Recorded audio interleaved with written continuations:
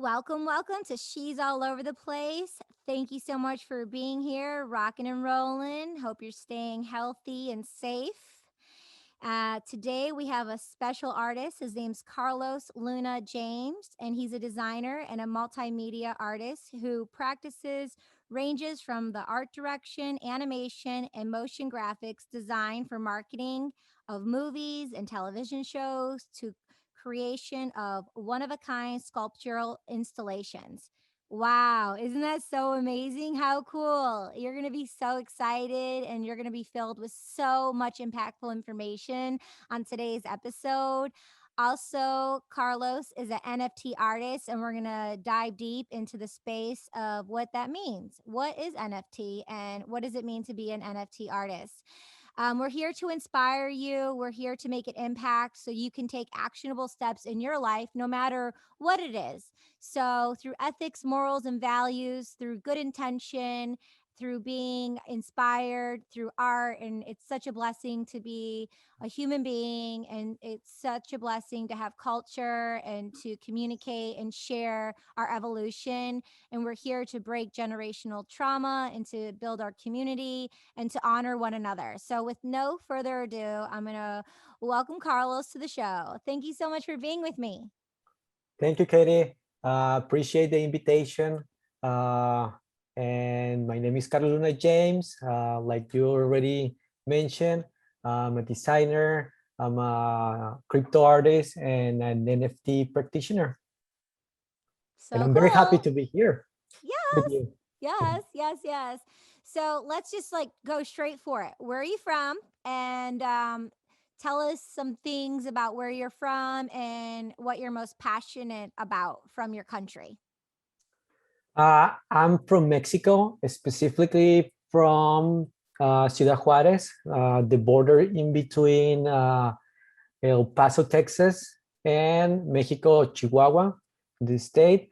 Um, I love, I'm going to tell you something about Juarez that I love. And this is in the world. It's something that is very unique and it is out everywhere that we don't know. And probably most people don't know about it. And if you like burritos, do you know the burritos born in Juarez? I didn't know that, but I love burritos. Oh yeah, absolutely. So burritos born in Juarez for people that probably don't know. And also another thing is that margaritas born in Juarez too. Oh, really? Hmm. Oh, cool. Very cool. Yeah. Very So nice. Very those are nice. two things that I love about Juarez and that most of the people don't know and eat or drink, don't know where they come from. And those are two little things from there. Legendary. I mean, everyone loves a burrito and a good margarita. Absolutely. Yeah. Very cool. And then where were you educated? So I born, raised in Juarez. Then when I was 18, I moved to Guadalajara in the center of Mexico, and I studied design there. And I got in love with the culture and the folkloric uh, traditions of Mexico. Because when you live in a border, it's kind of like a weird culture.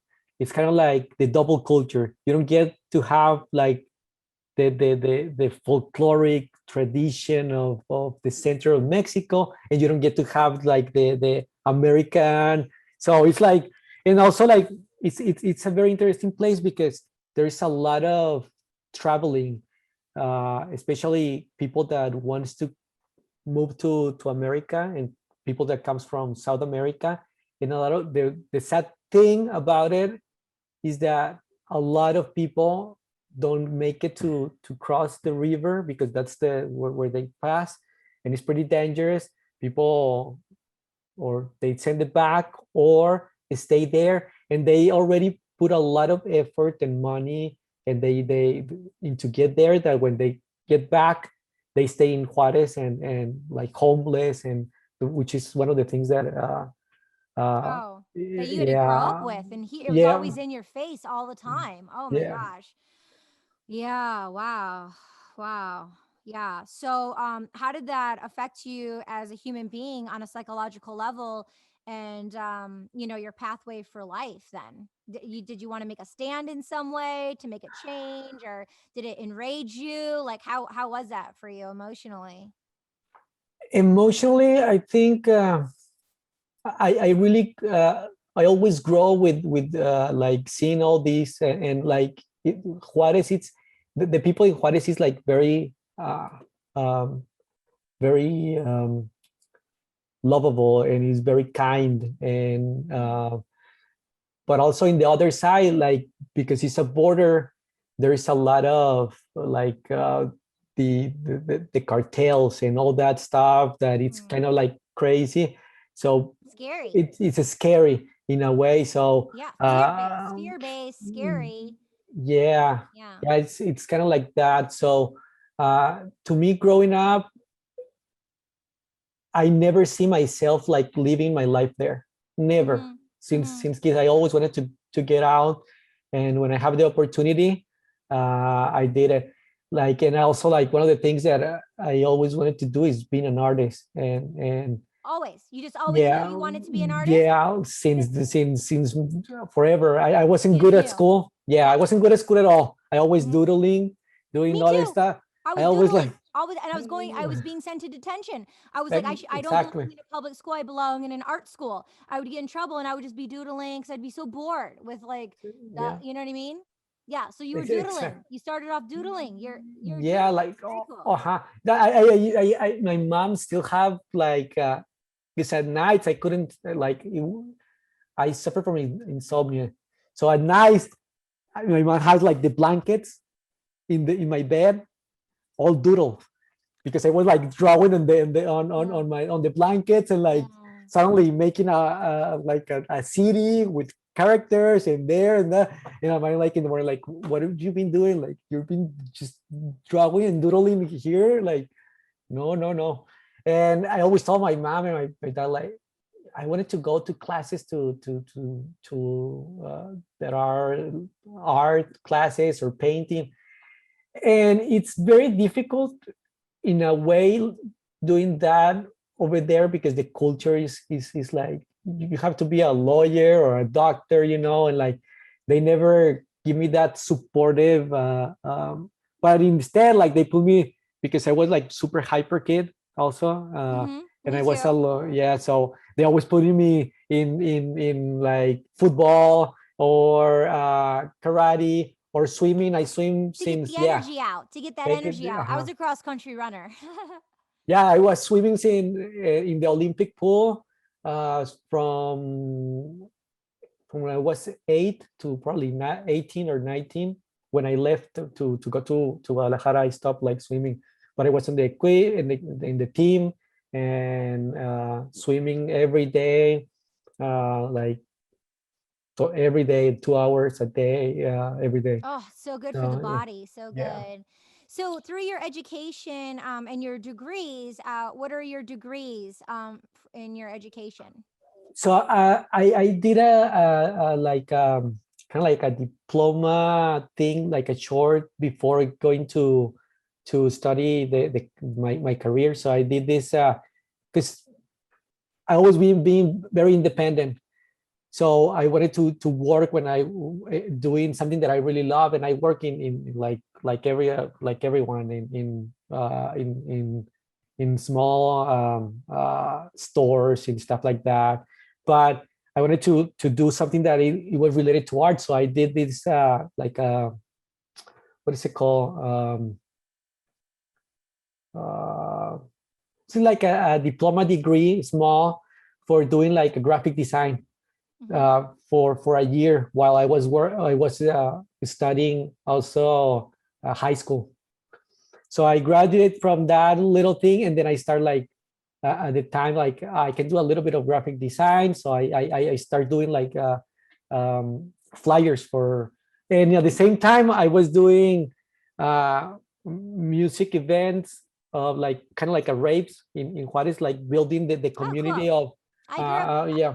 I grew up going to underground parties in Detroit before DJs were popular in Western civilization. I mean, I have some really cool DJ stories. All the Yeah, best DJs from around the world, all the best DJs from around the world, they would come to you. You'd be like right yeah, there with all the DJs. Cool. exactly. So you were So you were the one. I have a box. I have two shoe boxes full of flyers, and they were the coolest flyers. the One cooler I had flyers. one of them was actually that purple color on the screen for the listener who's listening. If you pop over to the Sophisticated Psychos YouTube channel, you'll be able to see the visual of what we're doing. And Carlos has an amazing graphic design that he created as his backdrop. It's so cool. I need him to do one for me, and it can be tagged, and I'll tell everyone, yeah, it's my boy Carlos. You got to go check it out. But one of it's called, I think it was called like F the System.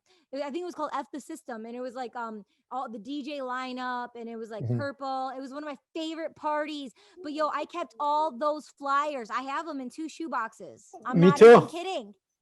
No, Who me too. designed those ones? Yeah, You yeah. were the, oh my gosh, I how was cool. doing it like that in the 1997, 1998, That's 1999. that's Yeah, when that's when I was going to parties. Hello. So yeah. just because it was Like back so old then, school. how much did you Yeah, get paid for those flyers? nothing. Probably like a Oh, little bit, like nothing.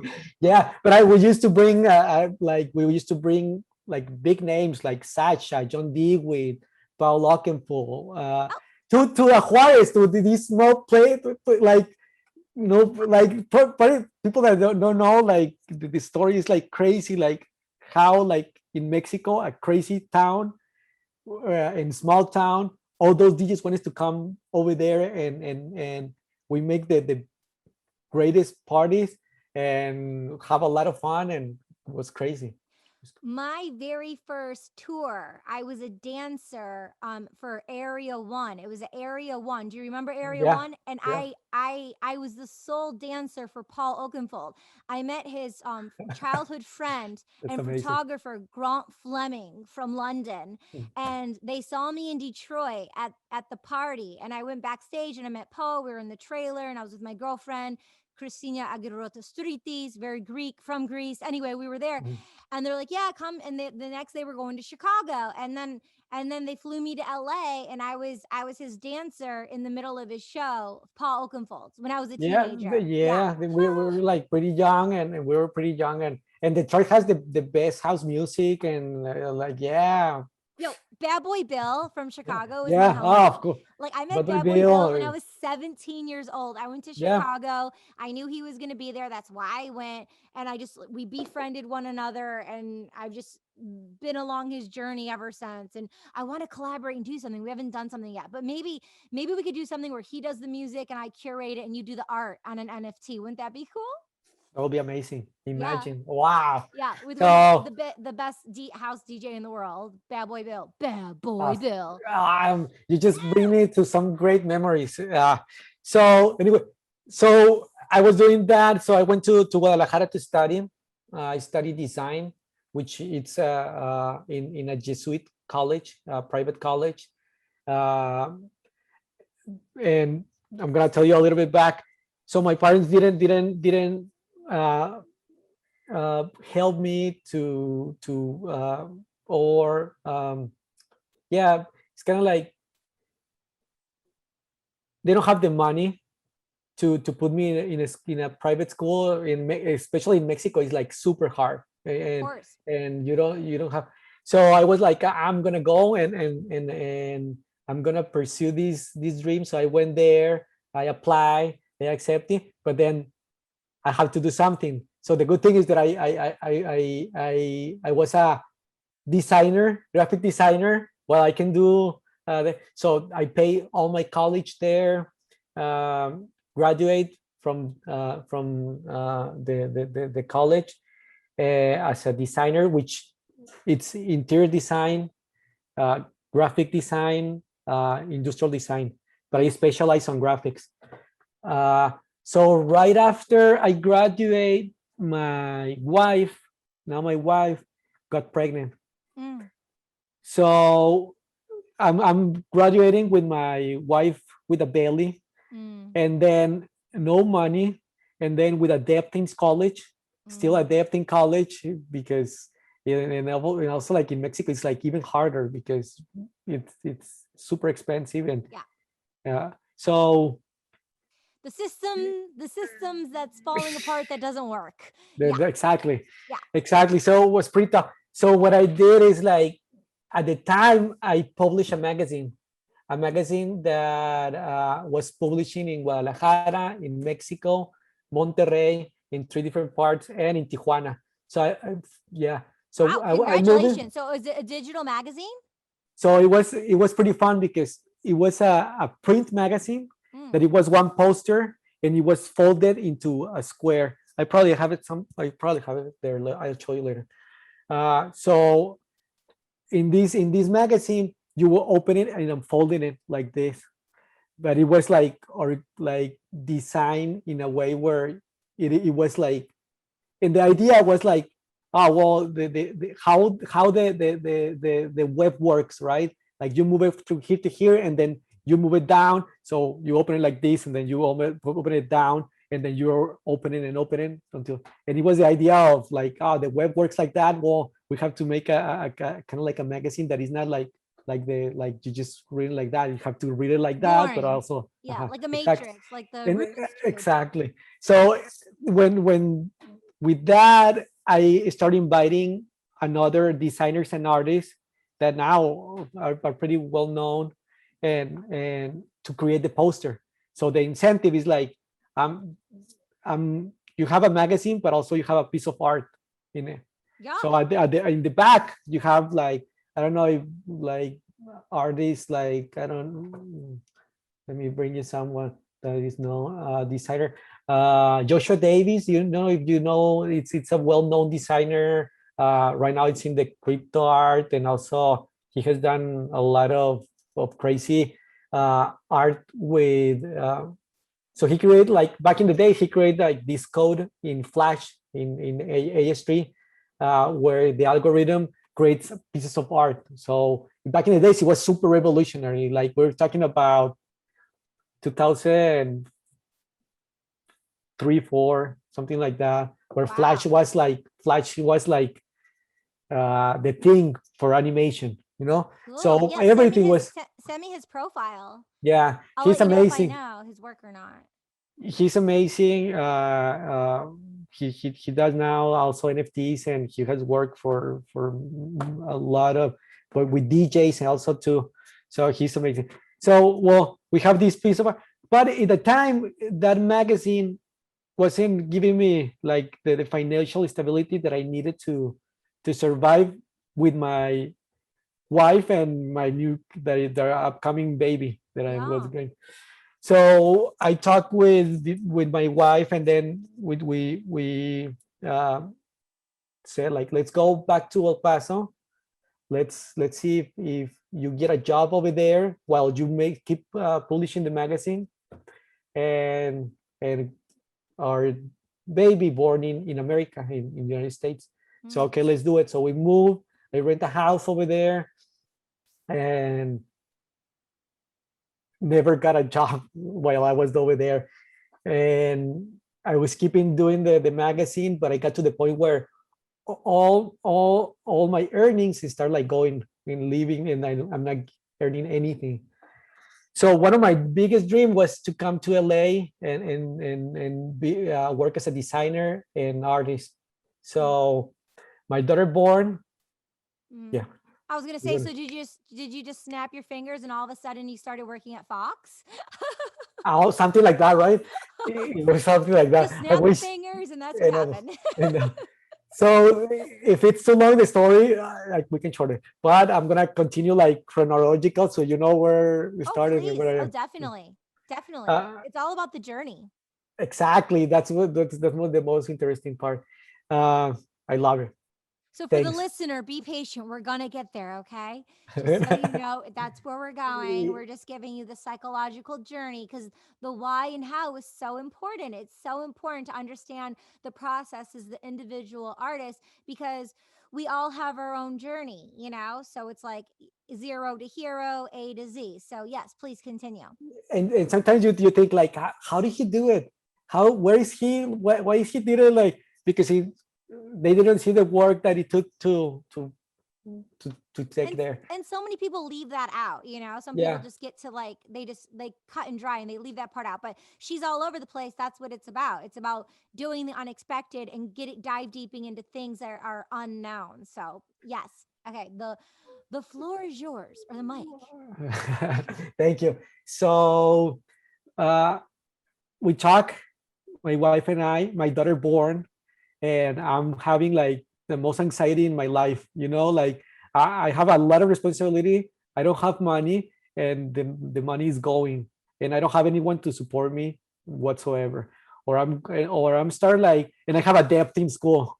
So, or I start doing something like radical that change my life completely, or I'm gonna go into a hole, like or I'm gonna ending just working for McDonald's or something, or I don't know, a clothing store or something like that. Free Big Macs, right?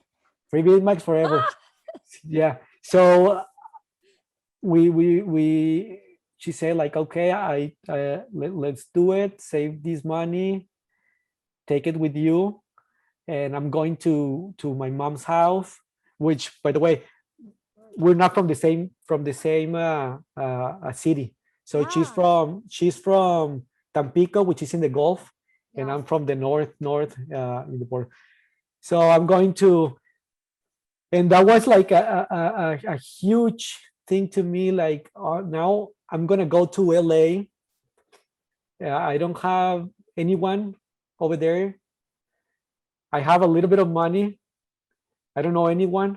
The internet wasn't the internet that we live in right now. The iPhone doesn't exist right at the time. So I have a map in my hands. I have places that I wanted to work. I listed out.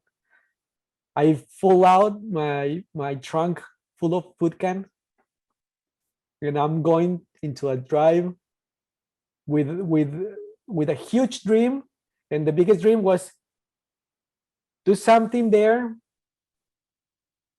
in order to bring my family with me, you know, and because I don't wanna be like a lot of people that goes there and then it takes 1 year, takes 2 years, and then they're just sending money to Mexico and supporting their family, and then no. So and it's not even 1950s. We're talking about the 2000s here. We're talking about the 2006, 2007. How long were you separated for? Thanks God, we were separating for a month and a half. Wow, lucky you. I was gonna say, I was like, oh, that would have been heart wrenching. I probably felt like 3 years. Jeez. Like it was terrible. So I'm driving and I'm like scared AF, you know, like I'm super scared because I don't know where I'm going. I know that my English is not the best, but I know that I can pass and communicate in a way, and I know that I have a background in design, and I know that I can offer something, right? So I can offer at least something, and it's better to go full and do it than wonder. So I went. I'm gonna take it shorter. I slept in my car.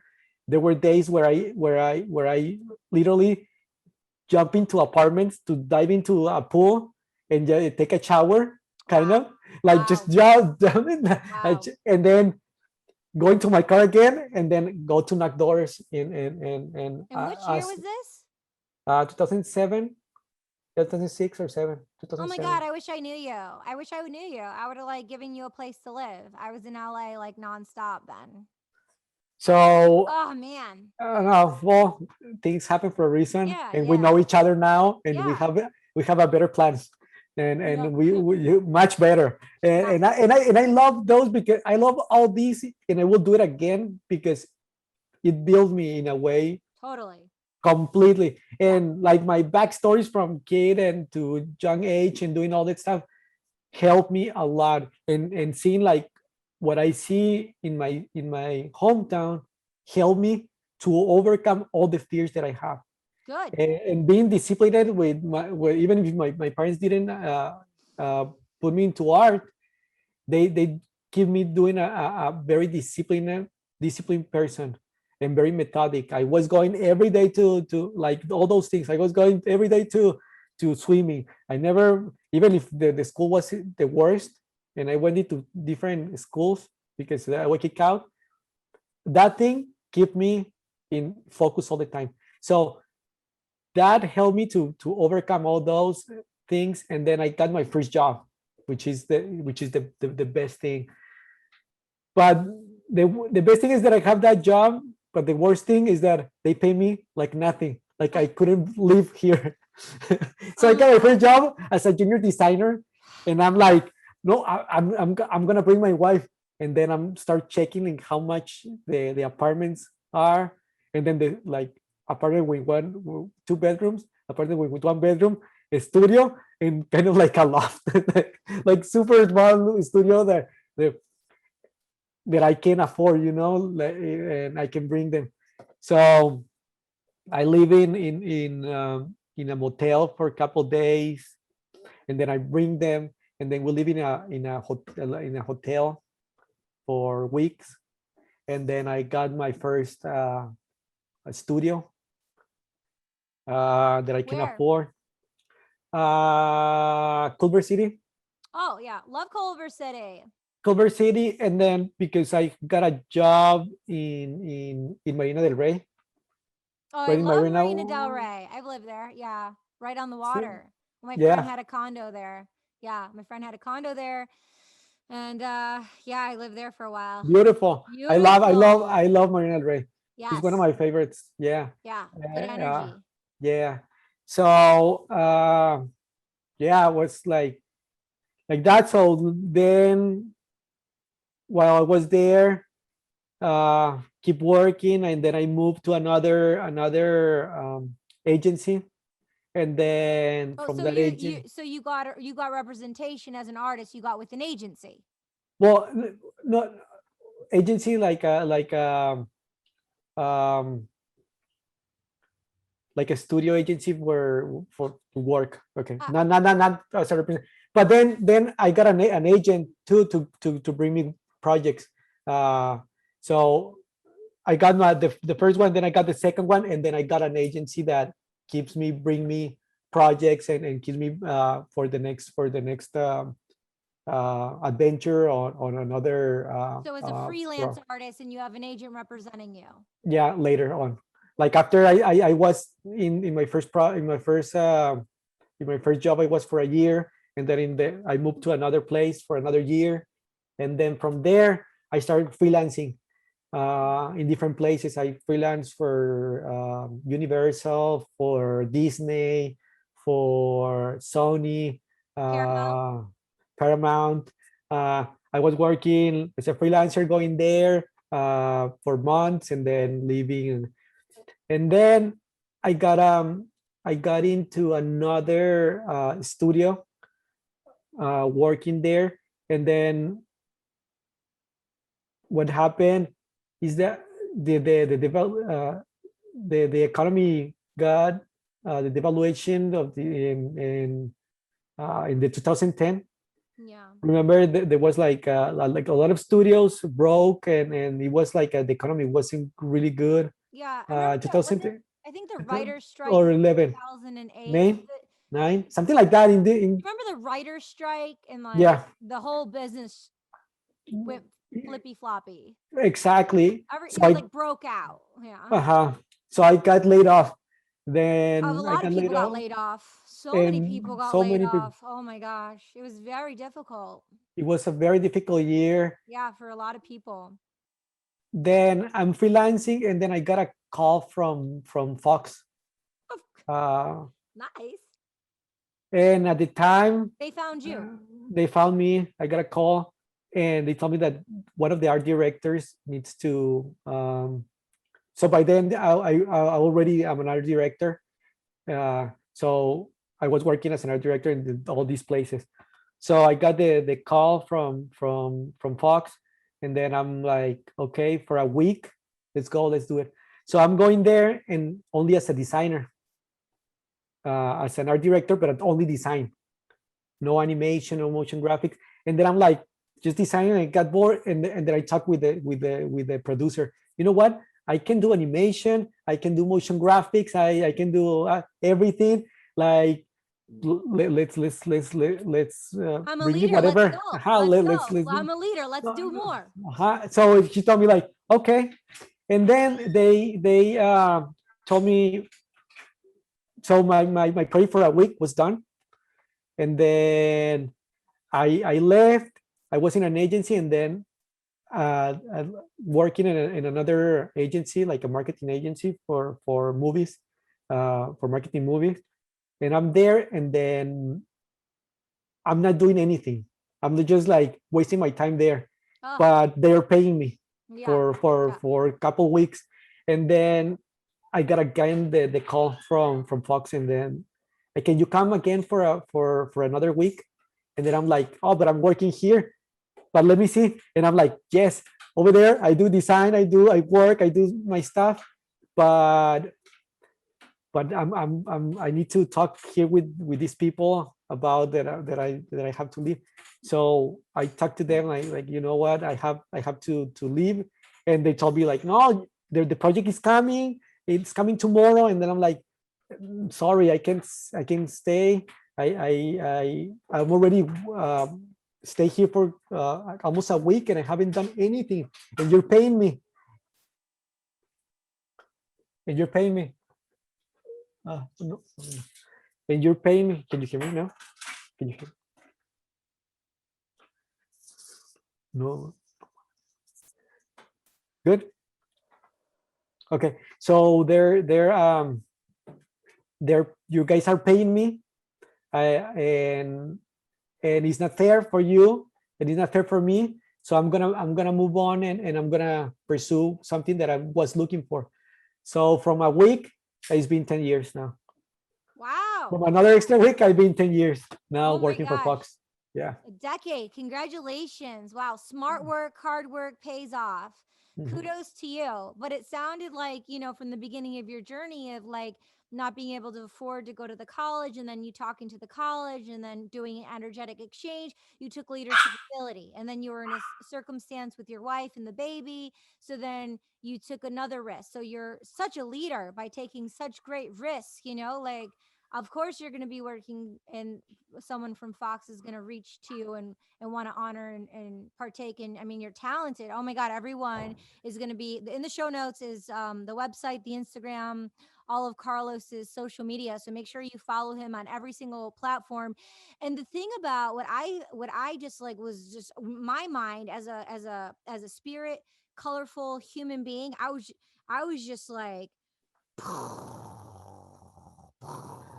my mind was just like, like, it's so colorful and vibrant, and everything that would excite a human, that gets them. It's like the rainbow. It's like, like all the colors are so vibrant, all the artwork, it's so unique and so detailed. I mean, no wonder why, like, your artwork speaks for yourself, but it's who you are and your soul, and you put all that into your work, and it transmute it energetically. You can definitely pick it up and feel the vibes. But thank you for your talent and sharing some of your story with us. This is amazing. This is so awesome. Really appreciate.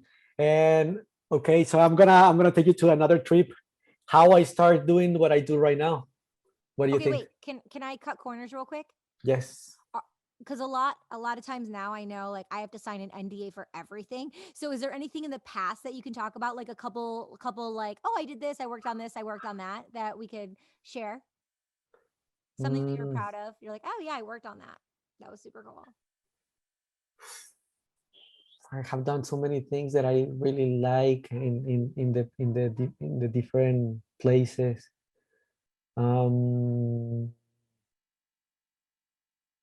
One project that because I have worked in so many things as a designer. Yeah.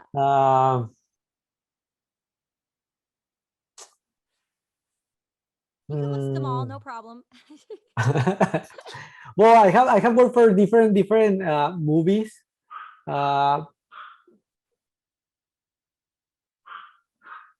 one movie that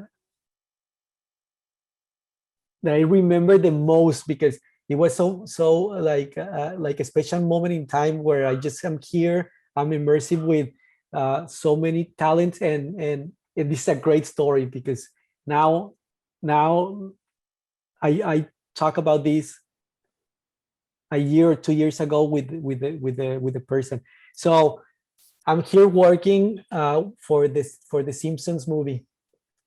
One of the one of the like one of my favorites because, and I got to work with not directly or directly and indirectly with Matt Groening and the first hand that draws all the Simpsons.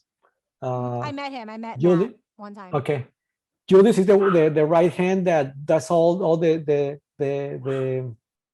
drawings and like approves all the colors and everything. So I'm working with this agency that does all the marketing, and we're doing all the marketing for the Simpsons. And I got to talk with him like few times and everything, and it was an amazing experience, and back and forward and things like that, where you get like you get to know the person, how they work and how perfect they work, and so methodic, and it's crazy. It's crazy. And it's but it's a place to be respected. It's a the exactly detail. no it's it's so respected, the art of it, and the discipline, like you said, like those are your people because of the discipline. So time flies by, years passes, and then he works on Fox. He works for Fox. He's still there, and later that the years pass, I'm like, I met him in person, and we work together now. We work together in Fox. So we were thinking, like, remember when this happened, and when I was in this agency, and it's like a weird thing because the it's a small world, it's a small world because eventually you get to work in things that you never thought, and then you're talking with people that you never thought you're gonna be talking, and then eventually you're again like connected again in it's that's one of my favorite things about being in here and experiencing these things. Yeah. So and then, yeah, that's and then were you talking about, it was Matt or the other guy, the guy Julius. Julius. So and we what's work his name? together. Julius what? Julius Julius Prate. I don't know how to pronounce it. Julius. Julius Prate. Sure, his name's on everything then. Yeah. The Simpsons.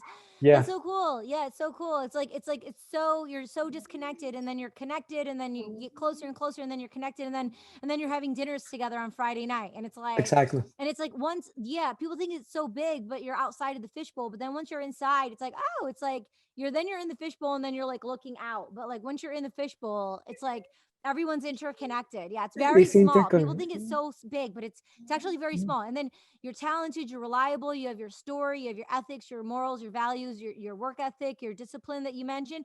And then it's a rapport, and they trust you, and they call you back, and they know you're the go-to person. Yeah. Yeah, it's amazing. It's amazing how things circulate, and all depends on yeah, like you said, like on the work, and how dedicated you are, and how yeah, dedicated, and I love what I do, and I put all my efforts into it. And cool. Yeah. And then you mentioned before I shape shifted this conversation, you were going to tell like a really cool story. Did you want to share that?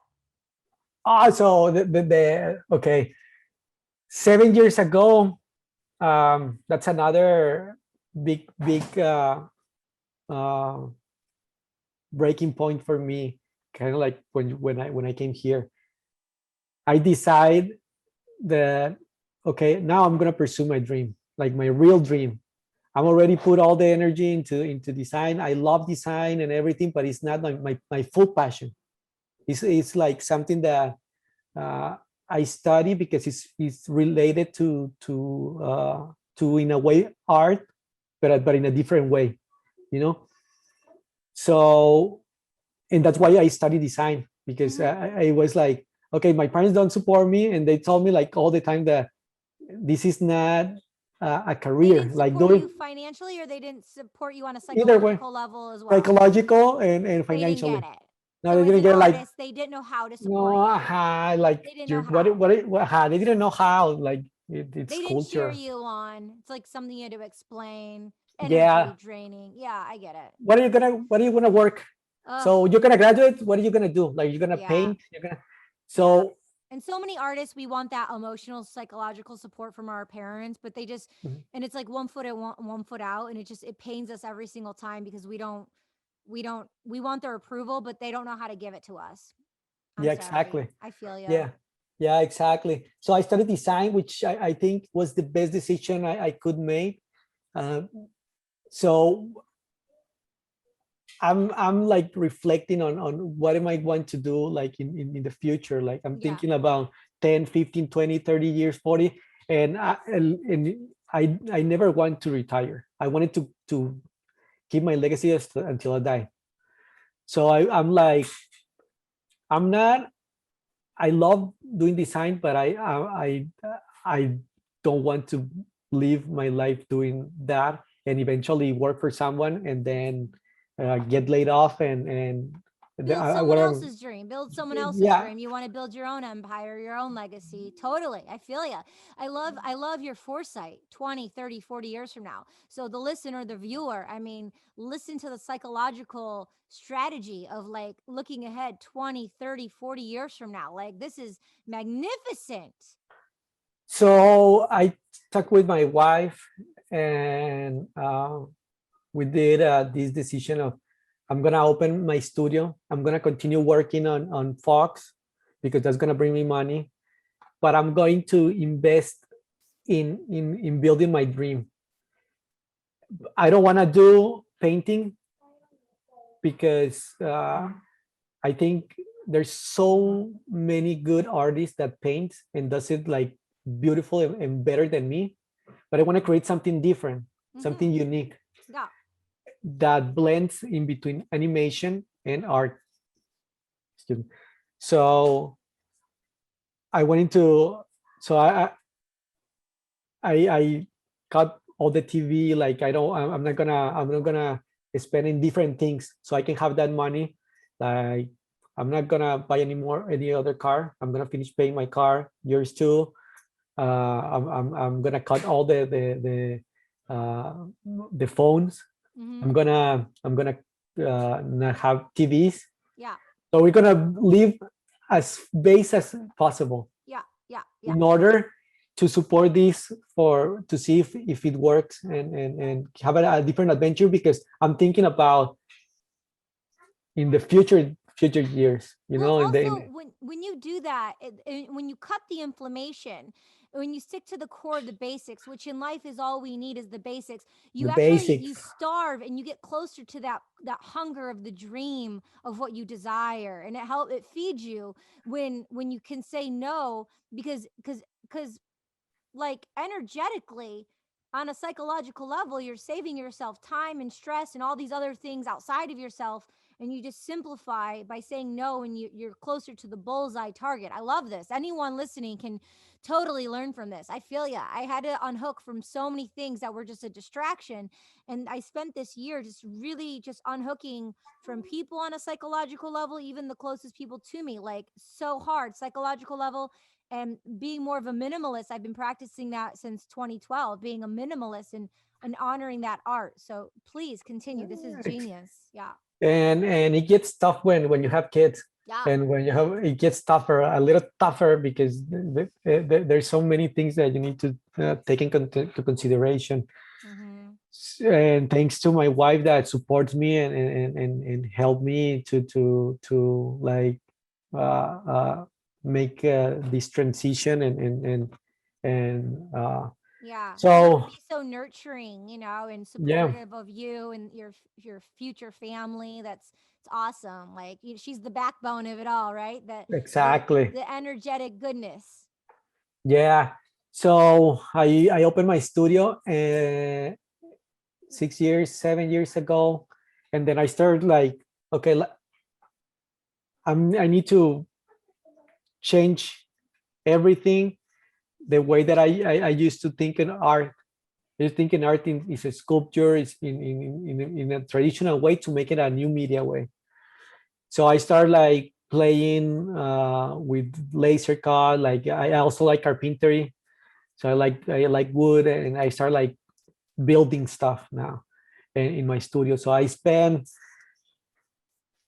till now, I think I spend every weekend, every holiday, when people it's having fun, I'm in my studio. That's where I have fun. I don't watch TV. I don't watch anything. I just focus on my dream, and that's being paid off. Like I start building now. Start playing like there with projections, and I start buying like equipment, and I start buying like things that I needed to in order to make my work. And I start buying screens, LED screens, and everything. So I start putting, like, creating and building sculptures with screens, and using uh, uh, 3D print, using laser cutting, using my tools to do carpentry and building. And now I create. It's like blending between the physical and digital art, doing installation. And to And break that's it down, thank you. And then to break it down, you took actionable steps and you invested in yourself. You invested in your dream. You invested in your artist. Because I spent a lot of my years as a youngster, I thought someone else I was gonna get an investor. I was gonna get a VC. I was gonna get someone to invest in me. And I went around so long being extroverted, meeting all these multi-billionaires and millionaires and all these guys and all these people, wanting them to invest in me. None of it. One person, maybe one time through all the freaking years. They just want a good time. They want you around, blah, blah, blah, blah, blah. But when I started taking actionable steps and started like saying no to those things, and I invested in myself, I took actionable steps, even if it's one step, if it's one penny, one coin, or it doesn't even have to be money. If it's just your time, you're investing your time into yourself, not selfishly, but for self-love. Like all those things, you went and got this, you went and got this, all those things that you went and got, like look at your journey you shared with us to be able to get those things, to purchase those things, but then you reinvested on an energetic, psychological level, financial level. You reinvested all that for the next 40 years of your life. So I mean, watch the viewer here, the listener, I mean, this is just a beautiful journey that you're sharing with us. Thank you. To take actionable steps now, like it doesn't matter how old or young you are, like no one is going to invest in you as much as you. So this is very, very important. And you learned this at a very young age. So thank you. Thank you for sharing that. No, thank you. And yeah, I think you understand and appreciate all those things and those sacrifices, and it takes a lot of effort for winning a little bit of things, and it takes years to overcome and being, and it's a journey, and you have to love that journey. You have to be like, yeah, you have to embrace that journey, and things don't happen in one day, 2 days, in a month, 2 months, a year. Things happen for a reason, but it takes years of putting the time and putting the, so. And it's your life path. I mean, you're excited, you're ambitious, you want it to happen now, and you're so excited and you want to bring people on board, and you want them to be a part of what you're doing, because you know you have good ethics, morals, and values. You know you're going to put amazing art into the world, but that's your flame and your fire that keeps you going through the journey. Like you said, it's not going to happen overnight, but when things do happen overnight, it's because you've invested all those times and taken those steps to make it happen. And then you start dreams into action. Exactly. And then you start to making decisions on who you want to be around too.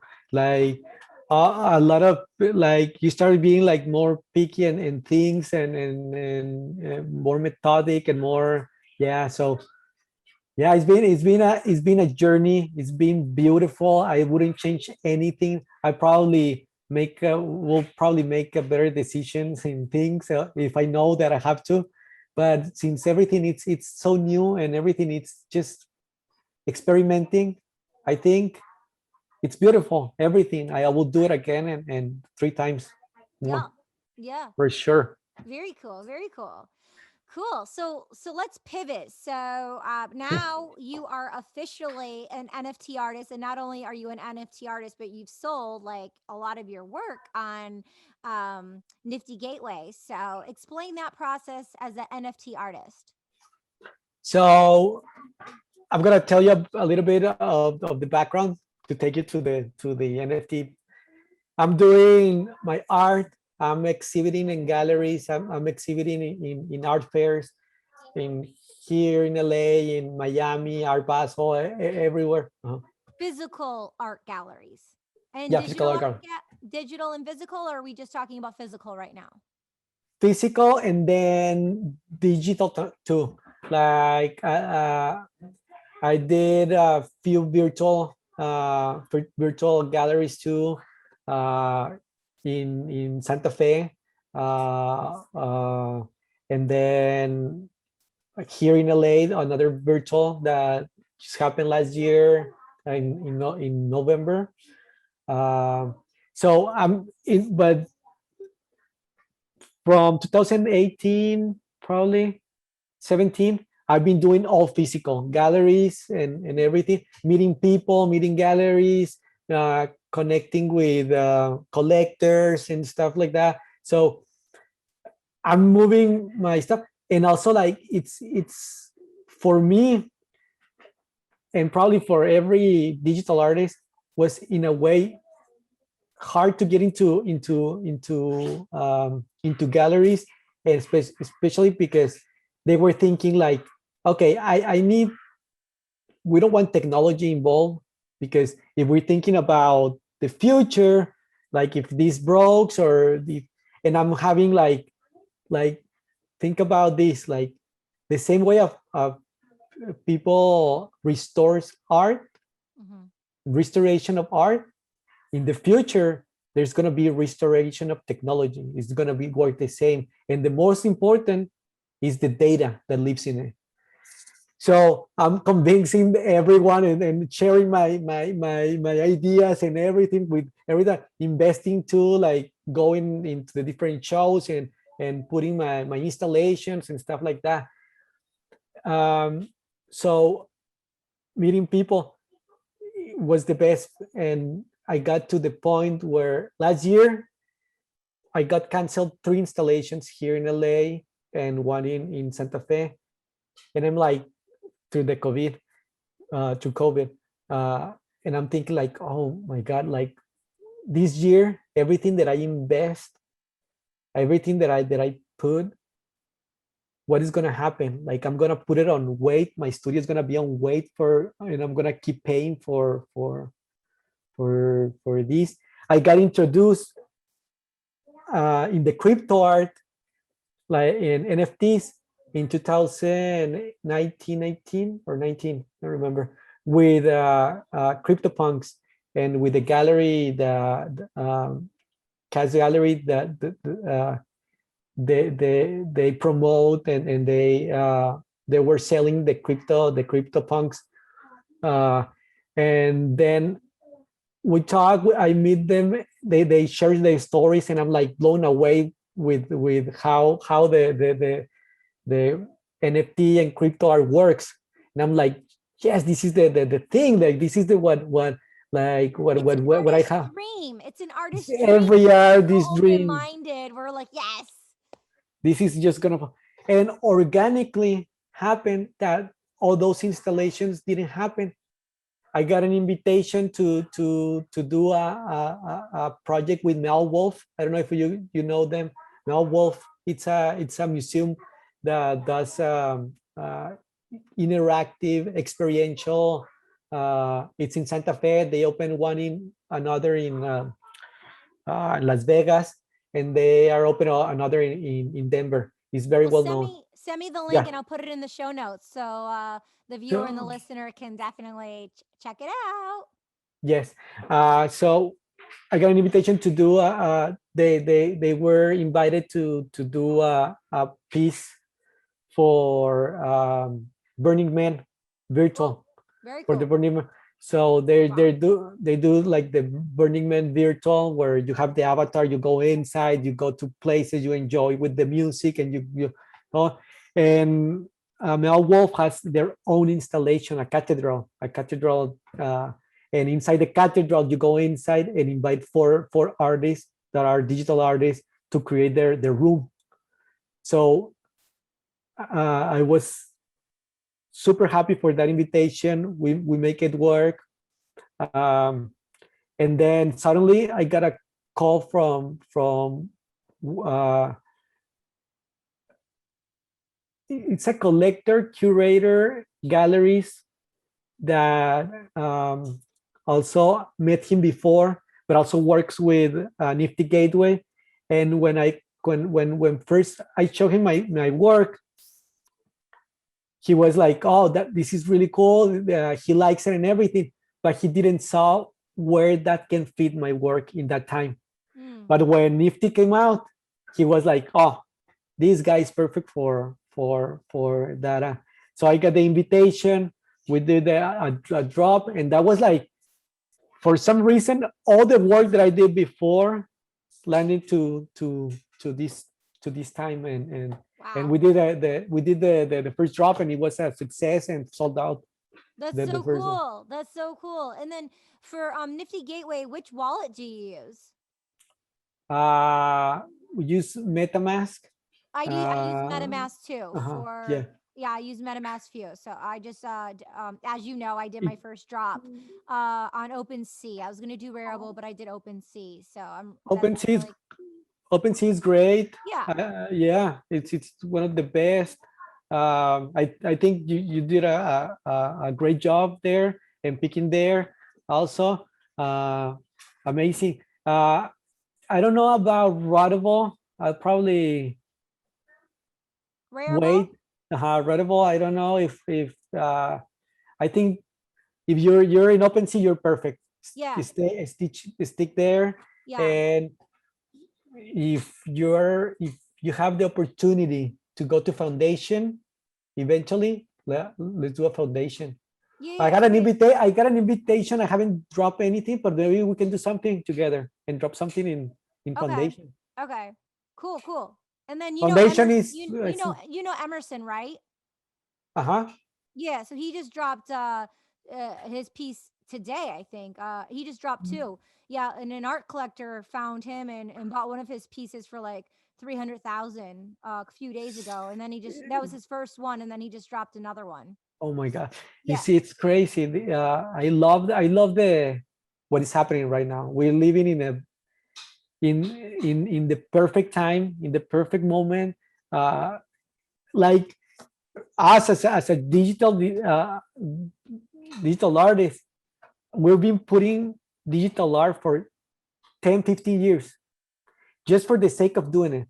I used to do art and just to create conversation, just to show my art to the world and create conversation in Flickr when Flickr was a thing, in MySpace when MySpace was a thing, I and have a just to Flickr account. I get an email I every once in a while. I have I still have, photos like on Flickr. yeah, I have art probably. Let me. Well, I'm gonna I check still later. have an account there. Just, Yeah, just because you, that's hilarious. yeah, Flickr. Yeah, it's funny.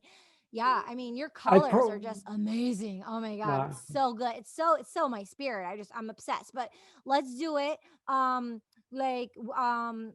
growing up in the the Detroit EDM world. I make beats. I produce electronic beats. Like in Ableton. That's the software I use. me Um, too. and that you too. Mhm. You make I have music a too. yeah, I have an APC 40, and then I connect it to Ableton, and then Audition, and I create and then I record some birds, some natural things, and then I distort it a little bit, and then I create yeah, I love Yeah. it. Yeah. I love it. But I love also like listening to other people because it gives some like for my next drop, I'm doing this collaboration with a guy that I like because it gives you another portal. Exactly. Energetic So portal. It's like, and then in the collection, do you know how many pieces you two are doing together? in this collection that is upcoming, just one piece that is a physical digital NFT. Cool. Yeah, and then I have another collaboration with a 3D artist too, that we're doing like this environment together, all the animation together. We're just sharing files and stuff, and creating something. And then for my everyday, I do voiceovers. So like if you're doing like an animation thing and you need like a cartoon Katie or like a cartoon voice, I could do the voiceover That's awesome. for the piece, right? That's awesome. So I'm releasing the whole collection from A Lover's Fairy Tale, my new poetry book, which is available on Amazon. And so that's poetry coupled with the original Polaroid that was discontinued in 2001. So it's super rare, limited edition, and it's I'm the first official artist to drop. It's a revolutionary moment to actually drop a poem on love coupled with the original Polaroid. So it's going to be 11 separate NFTs, but as a collection. And then That's awesome. I want to do another collection of just voices since I do voiceovers. That's amazing. How excited you are. I'm so excited. It feels like an explosion of happiness. Yes. To be, I feel you. Yeah. it's like who I am and how I think. Like everyone's just so linear with one thing, and I'm like art on art on art, and I can curate, and I know how to curate certain things and like put them together. So I feel like now it's like the world's finally catching up to like what's already been going on here, and I'm sure you feel the same way as well, right? Yeah. No, Totally. absolutely. Yeah. We're on Yeah. fire. We're on fire. We're on fire. Yes. We're in it. Yeah. We're in this, Yeah. and we're like the legendary artists. What? Very cool, very cool. So yeah, Yo Nikki Scorpio. I don't know if I sent you his Instagram. I'll send you his Instagram. But all of his beats that he makes, we make music together under the Sophisticated Psychos, and also our production of videos and things we do. But yeah, we'll talk, and we'll do like a beautiful connection and collaboration together on Nifty Gateway, or Or Foundation. foundation. Yeah. Yeah, we could do it I, there. I haven't done anything in foundation, and I wanted to try. I wanted to Okay. mean something there, so that'll Okay. be something cool to do. Yeah, and they're Because good for videos too. They're good for yeah, videos. Yeah. yeah. No, I love foundation because it's in the in is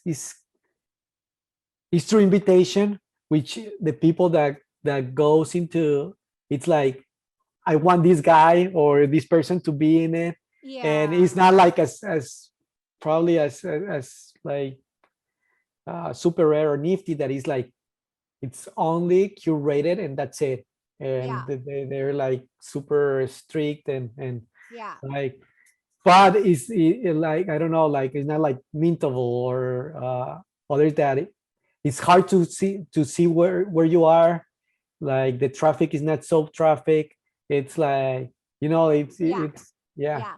So I think that the OpenSea or foundation will be Mhm. great. Mhm. Okay, and then did you hear about Tron? Tron, Tron? What's that? Tron. So Lindsay Lohan, she sold a Mhm. piece for Oh yeah, yeah, yeah, 17,000, yeah. and then it The bird. flipped Yep. right away for 56,000 or 57,000. Well, I was just on Clubhouse with her the other day in an NFT room. Oh my God, to 6 in the morning to Friday morning. But I I was on the know. panel in I front of 300 people. I was on the panel for hours. We were just with the community talking and stuff like that. And Lindsay was on, and so she's gonna be she did hers, but she's doing a bunch more, and she's doing it with Justin, who owns Tron, and it's Tron Foundation on Instagram. But it's free for the artist and for the talent, for the person to put it on Tron. There's no gas fees. So no, like wow, some other that's something places, good. Yeah. for people who don't know, there's something called gas fees, but on OpenSea you don't pay the gas fee, and on Tron you don't pay the gas fee. So I wanted to release some collection. I'm going to release a collection on there. We have couples therapy. It's a web series I created during the pandemic. So I'm going to release in their 5 to 8 minute episodes. So I'm going to release all of season 1. There's 8 episodes I'm going to release that on Tron, and then season 2 is about to go on the Sophisticated Psychos YouTube channel, and then we already shot season 3. But I curated and produced all of that, not through the Awesome. union, SAG union. I just did it as an improv actor because I didn't want to jump through hoops of having other people involved.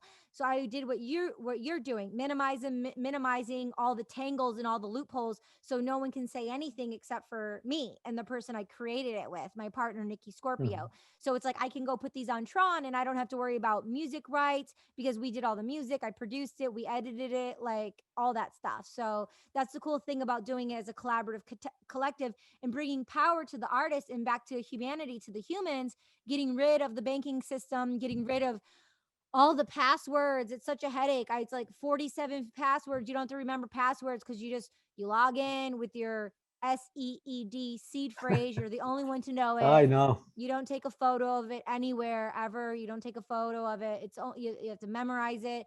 And then you have your seed phrase. And then when you go to like buy something, if you're going to buy, you just click and that's your signature to click it.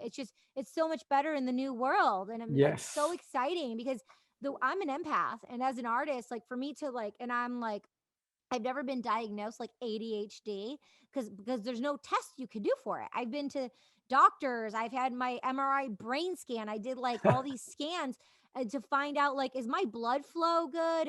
Is the oxygen level in my brain good? Because I have like 17 different things going on, and I see it zero to hero. But it's called the Putnam Theory. Hillary Putnam. He's from Chicago and he passed away a few years ago.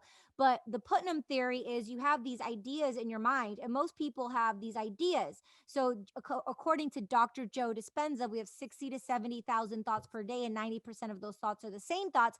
90% of those thoughts are negative. So you're firing and wiring these negative thoughts. Well, in the NFT world and being artists, we're always like creating new ideas and saying yes. So we're firing and wiring explorations of goodness, but we have to learn to unfire and unwire the you know um psychological trauma, generational trauma, what we were taught, the old energetic grids that just collapsed during the pandemic because they weren't working, which was a detoxification on a psychological, physical, environmental level for the planet, because the planet is a beast and it's so sensitive, but it heals itself. And so if you see One Big Rock with Will Smith, oh my God, it's on Netflix. One Big Rock is amazing. But circling back around, um, we were talking about the seed phrase. We were talking about, what were we talking about before I went off on Dr. Joe Dispenza? You take me with you. Yeah, about being all over the place. All over the place, exactly. Yeah, about being, it's going to come back to me, about being all over the place and staying focused and linear, and the seed phrase, and doing your signature, not remembering all the passwords, being a part of the new world. I lost it. Too bad we can't rewind. Anyways, it'll come back to me. It will. It will. Now, because I'm the same way. I'm the same way. And then I try to do 50 things at the same time. And I'm like this. 50 things. That's it. We do like 50 things. Like, yep. That was it. So 1 second. So I was like, oh, I have these 17 train tracks going on. So the Hillary Putnam theory, the man from Chicago, the Hillary Putnam theory is you have an idea, and most people have an idea and then it just stays there. But to actually have those ideas, those thoughts go into a thought form, turns into, these foam pads or this microfoam or this bracelet, it materializes. So to have a thought, most people just keep it into the brain and they don't actually actualize, dreams into actions, things we were talking about. Yeah. Yeah. Wow. Yeah. You're amazing. Hillary Putnam. Look up the Putnam theory. I'm gonna check because I'm like you, all over the place. But I'm the kind of person where I have an idea, I take action on it. Most people don't. Yeah. I'm like, no, I have to. Like, to me, like, even I struggle to sleep because I have to, and then I'm about to sleep, and then suddenly this idea came to me, and then I'm wake up and I'm going and type it out or do it and type it or grab my phone and then put it there and then again go. go try to sleep, and then I'm like just thinking into that idea again back, and then so another, or I'm working on something, and then I'm working on another thing, and then I'm working on another thing, because they're just like flying and here and there, like these things that I have to grab everywhere in order to, like, if not disappears, and then I don't find it never back. Yeah, chasing the excitement, you know, it's what we live for, you know, and people try to tell you not to do that, but it's like you're disciplined in other areas. But when it comes to the creativity, like I was in Hong Kong when I wrote Juliet. It's the 11th piece in my book. And when I did Juliet, I was sleeping and I woke up. I was sleeping and my whole body just boom came up like that. I looked over, it was like 3:33 or something. It was like 3 something in the morning. And I just grabbed a pen and paper next to my hotel nightstand bed, and I just wrote Juliet verbatim, boom, boom, boom, and boom, it just like that. And that's how I wrote all my poetry pieces. It just came to me, and you just have to like grab it while it comes through you, you know. Yeah, exactly. Or it might not be there in the morning. It won't be there. Oh no, it won't. It won't. There's instances that it happen. Like, I'm gonna remind in the morning because I'm so tired already. Like my brain is not working, but I have this idea and I'm gonna leave it. And then in the morning I wake up and what I was thinking that it was so fantastic. I remember it was so fantastic and it was perfect and it was going to explode the world and it was going to be so. I just think that where is it? I can't find it. Now that thought is not gonna come back ever. Yeah. And I'm like so frustrated. Yeah. But now I learned that every time that those things happen, because it happens a couple times, you better put it on paper. You better do something, even because if not, it's gone forever. Yeah. So wrapping up here, for the NFT community, for people getting into the new space that's so like next level, people are hearing about it for the first time. What are some tips and wise words, encouragement that you can share with other fellow humans and artists to get into the spaces in a safe way? I think the safest way, and one of the good things about now, is that we have different hubs, social media, that you can use in your favor to create your community and use that as an action. And build your community, be present, keep working on whatever your idea is, and just make it happen. So I have look a question for people. So you build your community on Instagram, anywhere else? Where do you build your in Twitter? Twitter's really good too. Twitter is very good. I have Twitter since 2009, right? Oh. I hate it. I hated it. Yeah. I hated it. Me too. So in December, I went back. Yeah.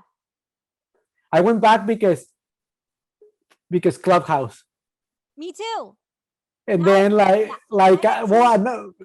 I'm like, I was obsessed with NFTs, but now I'm obsessed with NFTs and Clubhouse and community. So bring your community. If you have the opportunity to be in Clubhouse, utilize that, because all the entrepreneurs, all the collectors, all the artists that are interested and are passionate about this technology, and you need to utilize and be there, and have your portfolio in your Instagram, make conversations in Twitter, go communicate in Clubhouse, and create your community and help others, ask others. I think that's the biggest tool. Yeah. If you want to get into NFTs, that's the biggest tool right now to utilize to succeed into NFTs. And man, we are in a great time. I tell you again, like in the best time ever to do a change. Like, I'm so happy, I'm so humble, and I have so much energy in me that I want to explode. and I really looking forward for the next thing right now, which is NFTs and what is coming. Yeah. So in the next week or two, let's do our first room together. We'll do a room together in Clubhouse about NFTs and art, and we'll just like Have have a fun. conversation there and with people in the community. That could be really cool. And yeah, that's really neat. And then I'm just wondering, like, uh, what's one of your favorite hashtags on Instagram? First, my favorite hashtags on NFT community. I love that one. I love that It's one. just like it's like if you like this and you're interested, that's the best hashtag. Yeah. That's the best. Like to bring people with you and grab attention and keep a conversation. Yeah. Cool. Very cool. So Tell me yours. oh gosh, I mean, I'm gonna say NFT community. I mean, that's my number one now. That's my number one. That's my number one for sure. I think NFT community as well. Yeah, NFT artists. Like NFT I'm like, artist. I just changed my bio like NFT artist because I'm like officially NFT artist. So I'm so proud. Congratulations to you. Thank Yes. you. Thank you. And it's like doing something for the first time and to like coin it and own it literally. It's like it's really, really empowering. And it's a really, like you said, it's an exciting time. So any last words for anyone listening that you want to share on an NFT level, on a human level, as an artist, like any as a father, family member, like anything you want to say, less a quote, last words of wisdom. Uh, I think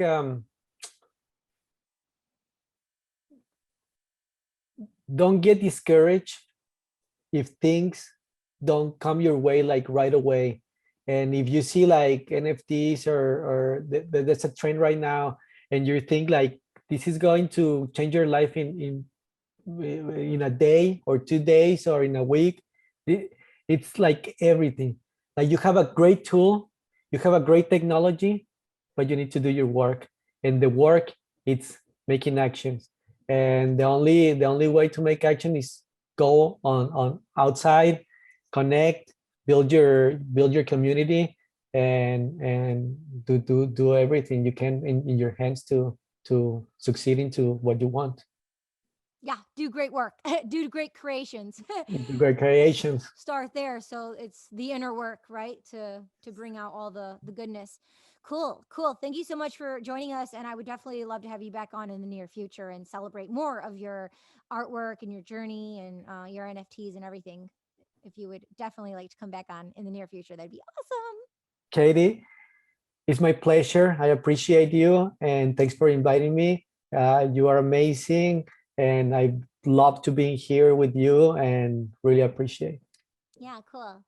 So thank you so much for listening to She's All Over the Place. Please subscribe if you're not subscribing already. And to my thousands of followers, thank you so much, subscribers. I appreciate you for being here, for showing up, for being a part of my journey, honoring other humans and artists and, and making an impact in the world with ethics, morals, and values and not selling out our dreams for the bigger, better deal or for the illusion of what could be, staying true to who you are and being a part of the discovery of why we're here. So, a couple call to actions. I would definitely love for you to subscribe. Like I said, if you're not already, definitely look at the links below, follow Carlos, and check out his NFTs on Nifty Gateway. And definitely, I just signed up for the Patreon recently. So there'll be a link in the show notes. So definitely like subscribe there and be a part of my community. And we'll see you next week. Love you so much. Mwah. Thank you.